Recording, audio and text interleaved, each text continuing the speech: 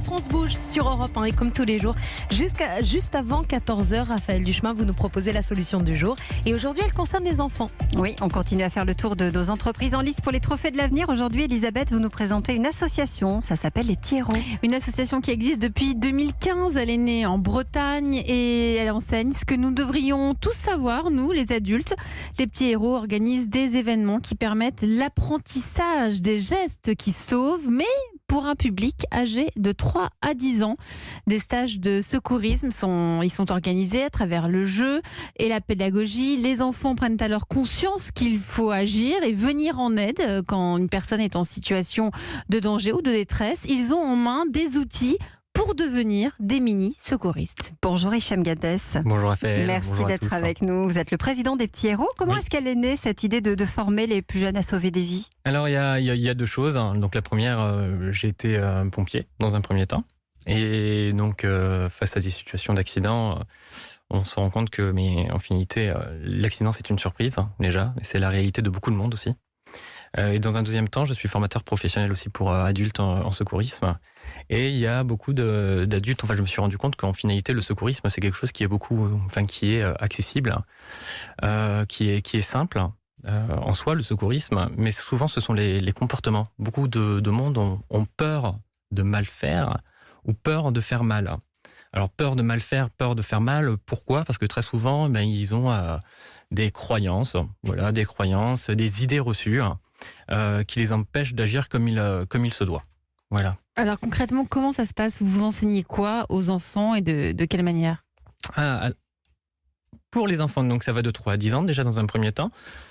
Pour les enfants de 3 à 5 ans, on est toujours sur la base protéger, alerter, secourir, de 3 à 10 ans. Mais par exemple, vous leur dites quoi avec votre langage à un enfant ? Imaginez, nous sommes des enfants de 3 ans là dans le studio, ce que nous sommes tous un peu. Okay. Qu'est-ce que vous leur dites ? Par exemple, pour les enfants de 3 à 5 ans, on va leur dire, est-ce que le ventre de ton papa bouge ? Est-ce que les yeux sont ouverts ? Voilà, on va faire pas mal de prévention. C'est important, on va faire de la prévention. Et dans le cadre de la prévention, c'est qu'est-ce qui coupe ? Qu'est-ce qui brûle ? Qu'est-ce qui rend malade ? Donc on est sur des questions relativement simples.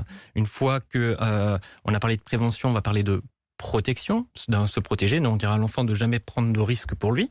Et on appelle l'examen, pour l'enfant, on va faire quelque chose de simple. C'est être capable de reconnaître une situation normale d'une situation anormale. Et pour ce faire, il va poser papa, est-ce que tu m'entends ? Papa, il va regarder si le ventre bouge pour savoir s'il respire, identifier éventuellement que la situation est anormale. Et donc là, soit aller chercher un adulte à proximité, soit, le cas échéant, de composer au moins un numéro d'urgence vous leur apprenez et prévenir les secours. Alors, 3-5 ans, au moins un, sur les 3 qui existent, 15, 18 et 112, pour le numéro pour lequel il est le plus à l'aise.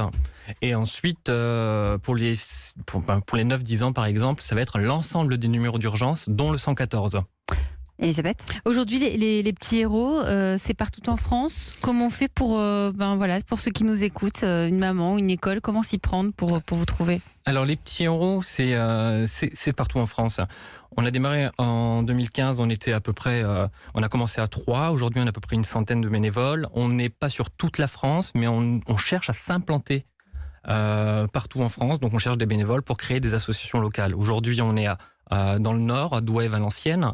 On est dans le Finistère Nord et Finistère Sud. On est en Ille-et-Vilaine, à Rennes, Saint-Malo. On est à Bordeaux. On est en Corse Sud.